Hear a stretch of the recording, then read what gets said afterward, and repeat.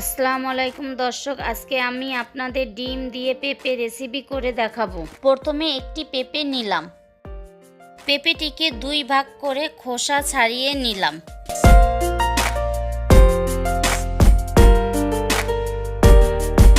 পুনরায় দুই ভাগ করে মাঝখানের অংশটুকু কেটে ফেলে দিলাম। পেঁপেটাকে পিস পিস করে কেটে ধুয়ে নিলাম।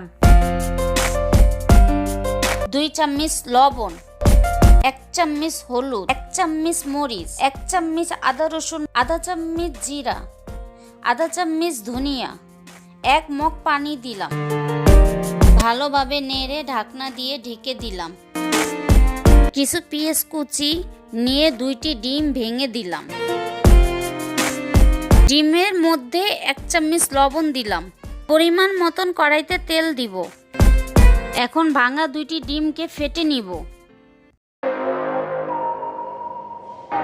এখন কড়াইতে রাখা তেলে ডিমটাকে ছেড়ে দিব।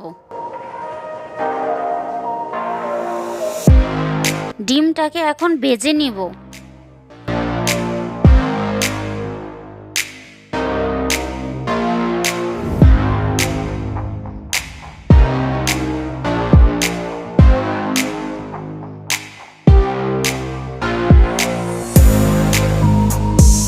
ডিমটাকে পিস করে কেটে নিলাম। ডিমটাকে পেঁপেতে ঢেলে দিলাম।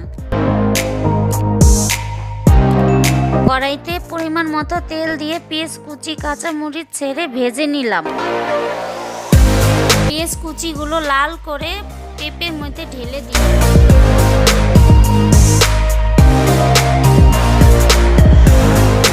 ভালোভাবে পেঁপেগুলোকে নেড়ে নিলাম।